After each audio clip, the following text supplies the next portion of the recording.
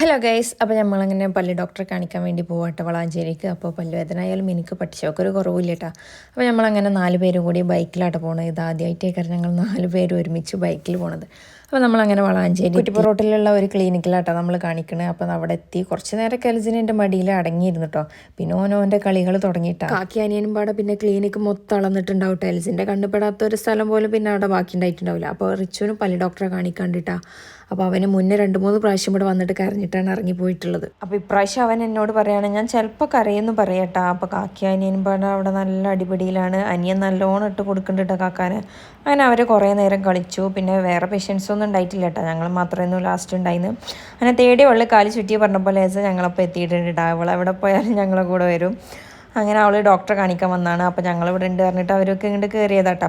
അങ്ങനെ ഡോക്ടറെ കാണിച്ചിറങ്ങി ഞങ്ങൾ മരുന്നൊക്കെ മേടിച്ചു. പിന്നെ വളാഞ്ചേരിയിൽ ഇറങ്ങി ഒന്നും കഴിക്കാതെ പോകുന്നത് മോശമല്ല വിചാരിച്ച് ഞങ്ങളൊരു ജ്യൂസൊക്കെ കുടിക്കാച്ചിട്ട് ഞങ്ങൾ ഇപ്രാവശ്യം കയറിയത് ഫ്രാൻസിസ്കോയിലാണ് കേട്ടോ.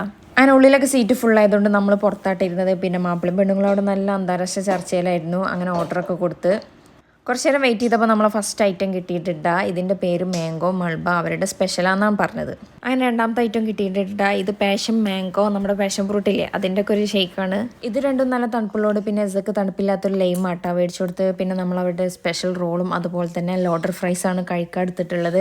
പിന്നെ റിച്ച് കുടിച്ചുകൊണ്ടിരിക്കുന്നത് ബബിൾ ടീ ആണ് കേട്ടോ. അവൻ ആദ്യമായിട്ടാട്ടോ അത് കുടിക്കണം. അപ്പോൾ അവനക്ക് നല്ലോണം ഇഷ്ടപ്പെട്ടു എന്ന് പറയാം. പിന്നെ ലോഡർ ഫ്രൈസിലാണെങ്കിൽ നല്ലോണം ചീസ് വലിയുണ്ട്. അപ്പോൾ അതെടുത്ത് കാണിച്ചു തരാട്ടോ ഫിദ.